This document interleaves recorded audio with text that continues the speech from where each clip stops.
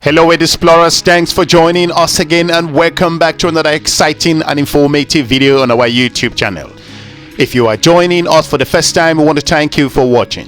If you look at Guinea, Burkina Faso, also Mali, considering Central African Republic, amongst all of these countries who are struggling to stop France's imperialist aspect in the region, one particular country has stopped France extensively.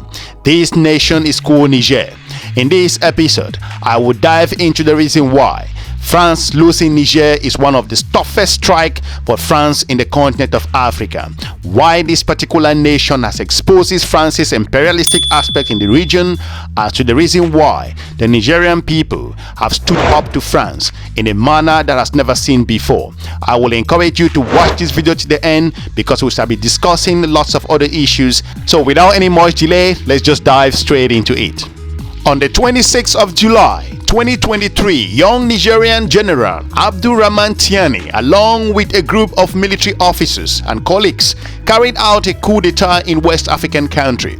Unlike tens of coups d'etat in West Africa, this one was not orchestrated by France. Its military leader is not a friend to France, but a very strong enemy who sees it as an oppressive power that has been stealing that country's natural resources and keeping Nigerians as very poor slaves involved in the service of the French masters. Moving ahead, Tiani deposed President Mohamed Bazoum, who is loyal to France, and named 21 people as ministers in the post-coup government.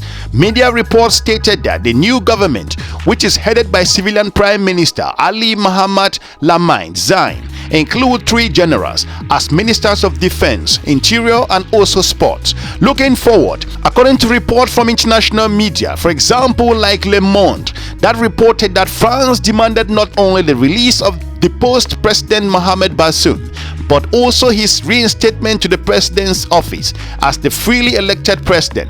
Paris has much interest in Niger. Like other African countries or former French colonies, Niger is a major source of uranium, supplying some 20% of France's need. NGOs an estimated 1 out of 3 light bulbs in France is powered by uranium from Niger, while 90% of Nigerians do not have electricity to their own country. Meanwhile, Niger has been forced to pay compensation to France for the end of colonialism of its land and enslavement of its people, while France continues to hold the African nation's natural resources and wealth in different areas. France had a full-fledged military base in Niger capital, Niamey, that hosted over 1,500 French soldiers who are allegedly involved in fighting terror in the Sahel region. Some of those forces will be on their way soon.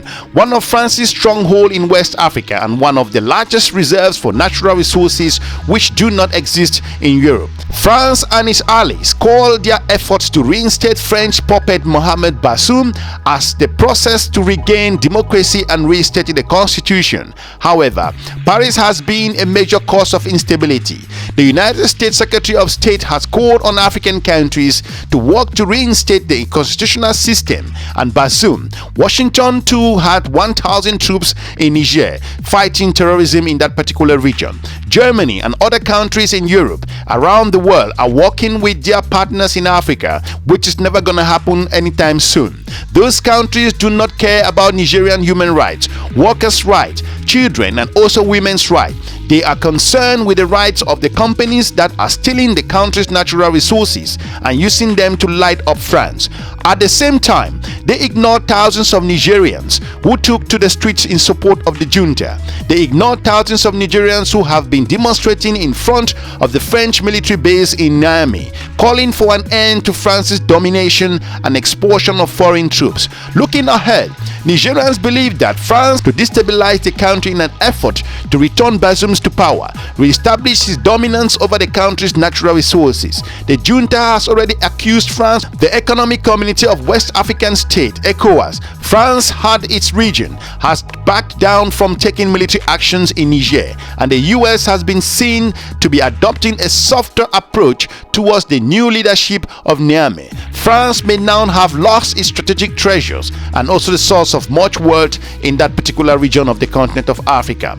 Moving forward, considering the transformation and geopolitics in the region, the Niger coup is a harsh slap in the face of France. Following the coup in Mali and Burkina Faso, Emmanuel Macron, the president of France, was counting on Niger and Chad, the last of France's main strategic partners in the region, in order to reformulate his strategy in African Sahel region.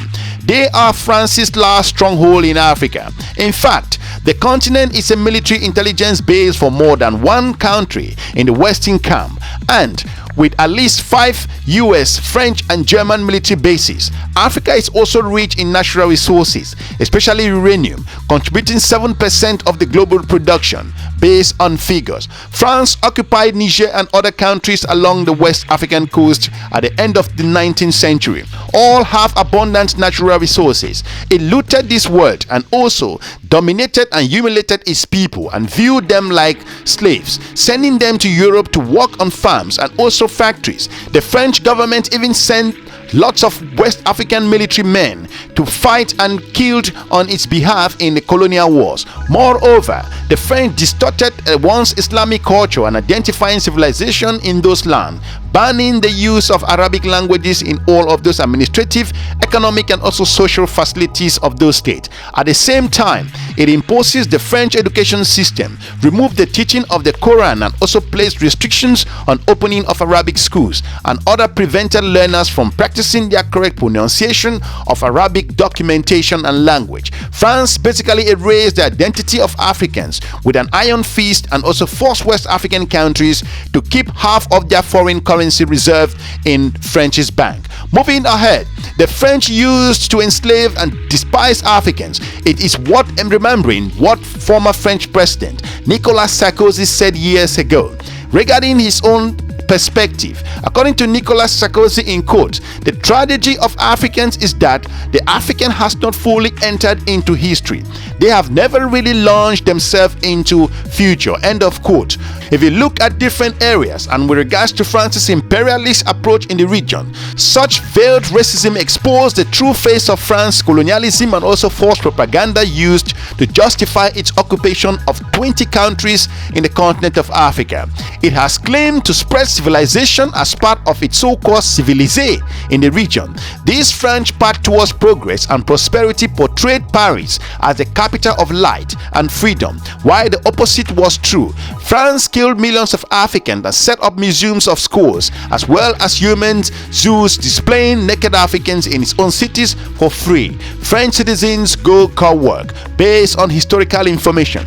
After the independence of African countries in the 1960s, France established an entity to unite Francophone countries in order to continue its economic, security and political ties with them, all of which, apart from Mali and Burkina Faso, are against the military coup in Niger. All of which, apart from Mali and Burkina Faso, are against the military coup in Niger and support the return of Mohamed Bazoum to power, which they have also mentioned that no aspect of intervention should be encouraged. Otherwise, we all will see those countries in the region joining Niger in fighting back any threat. Moving ahead, the Economic Community of West African States threatened to use force at the time, if necessary, to restore constitutional order to the country. Russian President Vladimir Putin, meanwhile, was keen for the Russian-African Summit in St. Petersburg, which coincided with the Niger coup, to reformulate the nature of Russian relations with Africa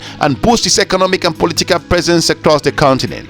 He promised 6 African countries free grain shipment in the coming months. He also hinted at the dream of the African Union joining the G20, stressing that Moscow is looking forward to the African Union obtaining full membership of the group in September. Looking ahead, as we conclude this particular episode. In exchange, African countries are seeking to explore opportunities for cooperation with Russia in various fields, obtain Russian support in development, infrastructure, and security issues. This raises an important question. Can Russia fulfill its obligation towards the continent at a time when its own economy is struggling from Western sanctions, and given that the absence of a political solution on the horizon for the war against Ukraine is also in the horizon? If you look at different aspects, West Africa has turned into a hotbed of confrontation and rivalry between the old and new camps. During the past 3 years alone, the region has witnessed a series of coups: Mali from 2020 and also 2021, Burkina Faso in 2022, Guinea in 2021, also you have Chad in 2021, and Sudan in 2021 as well. There are also armed conflicts waiting to be resolved in that part of the world. France represents the old Western colonial camp and defends its influence in Africa fiercely. It continues to dominate the Francophone countries. Russia represents modern colonialism and also seeking to infiltrate the continent to extend its influence.